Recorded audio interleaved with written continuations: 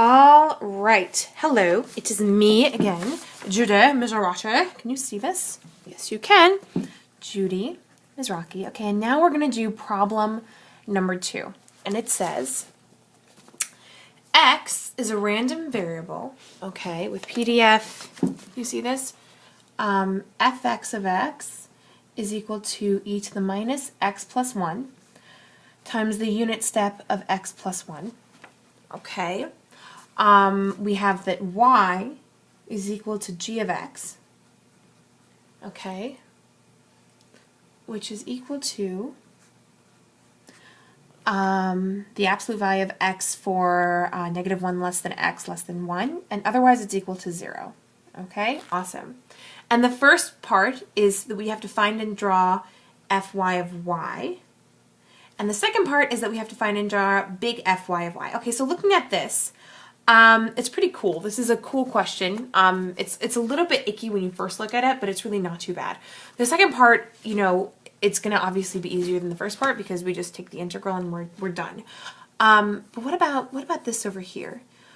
Well, before we can even think about it, let's kind of get a look of what we're working with. Okay, so I'm going to start out with graphing this g of x because it's kind of weird looking. Okay, well, obviously it's going to equal 0.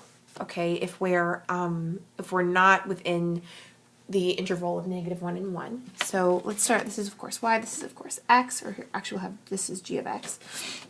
Excuse me. So this is negative 1. This is 1. Okay, and otherwise it's going to equal 0. And it's equal to x for either above or below, so this is going to be its slope. It's going to be slope 1. This, of course, is all right. And this is 1, this is 1, this is negative 1. All right? Awesome! Cool beans. Okay, cool. So now we need to find a way of finding this Fy of y. Now, I hope I'm doing this right. I remember the fundamental theorem. And that tells us, okay, I'm just going to separate this here, that Fy of y is going to equal Fx of x over the absolute value of x prime, okay? But that only applies for a continuous function. We don't have a continuous function over here. We have a two-piece step function over here. So we're going to have to add, I'm going to go ahead and, I hope this is right, I think I can do this, add another term. So plus Fx of x2 over x2 prime. And of course this is going to be evaluated at y. Alright, just take a look at that and see if you understand. So in other words, I'm going to take this at x at positive x, this positive area, and I'm going to take another one at this negative area. And I'm going to add them together so I get the entire function covered, okay? Awesome. Well, now that I'm here, this is pretty easy, right? So this is just going to be that this is equal to xx of positive x, right? So that's just going to be, I can just take this, can you see it? This function over here.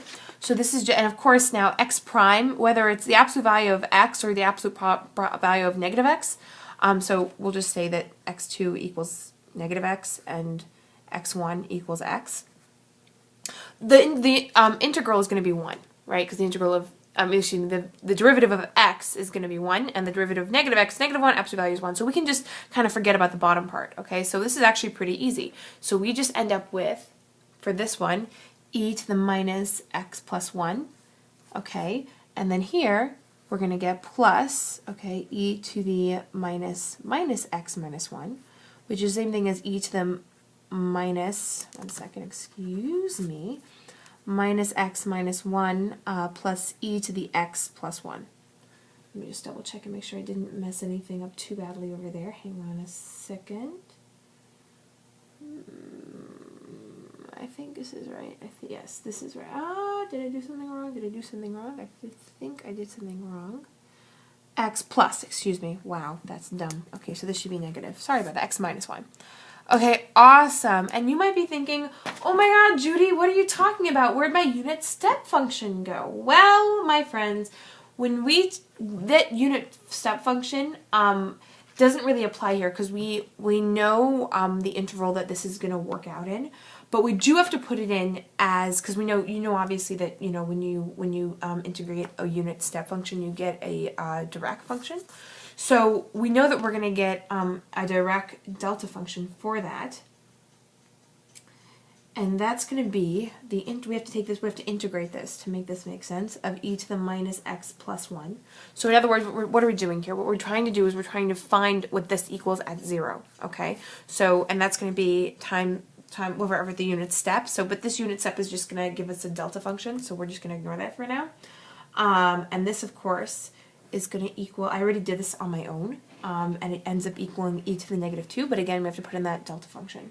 Okay, if any of this doesn't make sense, because I kind of did it in a sketchy way, I did it like I'm doing a lot of hand-wavy mathematics, just go ahead and rewind. It should make sense. It's not too bad. Okay, cool. So what does this tell us? Obviously, this part only means anything, right, when y is positive. Why? Because look, y can only equal between 0 and 1, right? Everywhere else there is no y. Y does not exist unless, I mean, y is just equal to 0 everywhere else. It only means anything between 0 and 1. So that's going to have to carry over here. So this only works in the interval between 0 and 1. So 0 less than or equal to y, less than or equal to 1. Because of course this is f of y in terms of y. All right, now this is going to be true only at y equals 0, and of course this should really be a y, but we'll just leave it as delta of x just so we're not confused, okay? So let's just write this all down before we draw it so that we know what we're doing over here, okay? So we have, can you see that still? I think you can. Sorry, messy desk. Okay, good. So we have that our fy of y is going to equal this. What this is evaluated at y, so it's going to be e to the minus y minus 1 plus e to the y minus 1. And this is going to be when y is between 0 and 1. Okay, beautiful. Otherwise, it's equal to 0. So it's going to be 0 if y is bigger than 1, 0 if y is less than 0, right? Because otherwise, you can see from this graph, it doesn't mean anything then. And at 0, at y equals 0, we know, of course, that it's going to be this delta function. So it's going to be e to the minus 2. Okay, beautiful.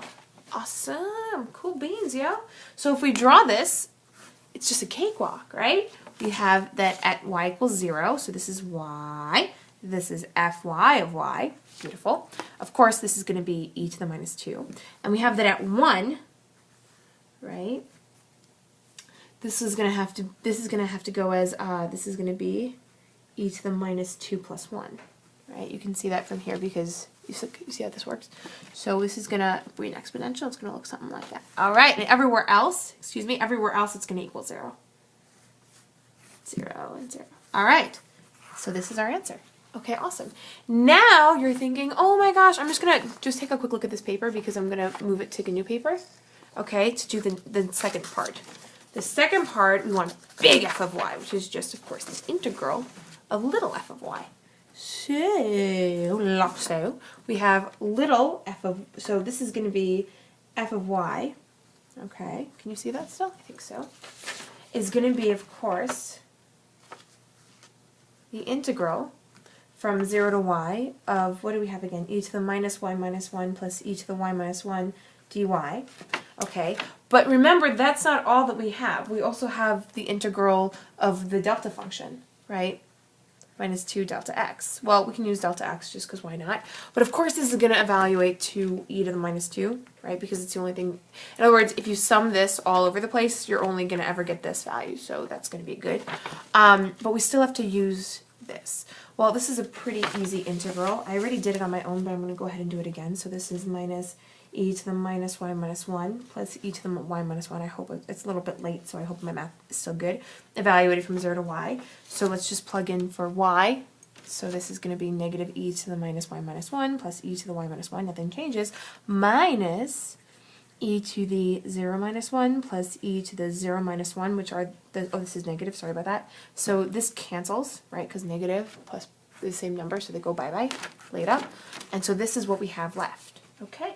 Awesome, cool beans, yo. So then our total, we have to, of course, add this in, right?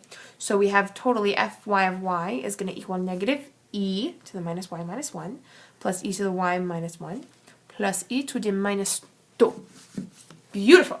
Now, pause for a second here and remember that this did not go anywhere. Okay, this is still true. It's still true that y doesn't mean anything if I'm not in this interval here, if I'm not between 0 and 1. Otherwise, there is no y. Y does not exist. I don't have anything to work with because g of x isn't there. So this whole thing only means anything at y between 0 and 1. Okay? Now that being said, let's check a few boundary points here. Okay, so what happens to this at y equals 0? Okay, at y equals 0, so I'm just going to circle this for a second before we graph it. Okay, so at y equals 0, by the way, y can't equal 0, it's between that, but let's just see where we're starting out here. Okay, so at y equals 0, we get this becomes e to the minus 1, negative e to the minus 1, this goes away, right, because these are equal. We have e to the minus 1 minus e to the minus 1.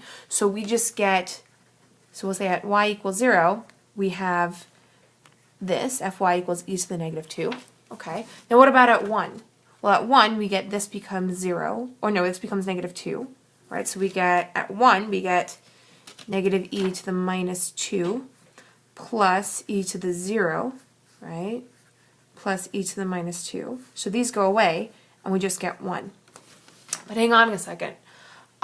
This is a probability function. Can probabilities ever be bigger than 1? No, they can't. And since this is an exponential and it's always increasing, that means that that's where it's going to have to stop, right? So we know then, just from this logic, before we even graph anything at all, we know that it's going to have to end up being, y, it's going to have to end up being equal to this, because we know our boundary points, right? It can't be less than 0, right? Because at 0, it's this, which is kind of the bottom part, okay? We know that, well, let's just kind of write this. Oh, I'm sorry, that's not true. Well, yeah, it's going to have to equal, so here, let's just kind of draw this out. So it's going to equal e to the minus y minus 1 plus e to the y minus 1 plus e to the minus 2. And that's in the classic interval, the only interval that makes any sense at all. 1, okay, fine. And again, we just said that at 0, right, this equals 0, 0, e to the minus 2. So it equals e to the minus 2 at y equals 0, okay? And it's going to equal 1 at y bigger than 1, okay? Because that's where it has to stop, all right? So let's draw a picture, okay? And by the way, of course, if it's less than 0, it's going to equal 0, right? Obviously. So we're going to get something like this. We're going to get this. This is our fy, this is our y. So at 0, it's e to the negative 2. And at 1, we said it equals 1, I think, right? Yeah, so we'll have this 1. This is bigger than that. 1, 1, 1, and that's just going to be a line, and this will be an exponential. And that, my friends, is how you probability. Have a great night.